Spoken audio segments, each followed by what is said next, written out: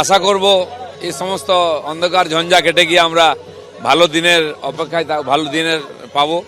কিন্তু যে পরিস্থিতির মধ্যে আজকে নববর্ষ পালন করতে হচ্ছে খুবই দুর্ভাগ্যজনক। এই ধরনের পরিস্থিতির মধ্যে নতুন বছর শুরু হবে, বাঙালি বাড়ি ছাড়া হবে নববর্ষে, এটা আমরা কোনোদিন ভাবিনি। যারা বাঙালি বাঙালি বলে বাঙালিকে আর তোল্লাই দেওয়ার ঠেকা নিয়েছেন, তারা গুজরাট থেকে ইউসুফ পাঠানকে নিয়ে আসছেন, বিহার থেকে বিহারী বাবুকে নিয়ে আসছেন, শত্রুঘ্ন সিনহাকে। একদিন আজাদ কাশ্মীর জানতাম, এখন অন্য একজন আজাদ এসে গেছেন, তিনি বাঙালির প্রতিনিধি হিসাবে লোকসভায় যাচ্ছেন। এরা হচ্ছেন পশ্চিমবাংলার প্রতিনিধি, বাঙালির প্রতিনিধি লোকসভায় প্রতিনিধিত্ব করছেন। আর যে বাঙালি তারা বাংলা ছেড়ে অন্য রাজ্যে বা অন্য জেলায় চলে যাচ্ছে।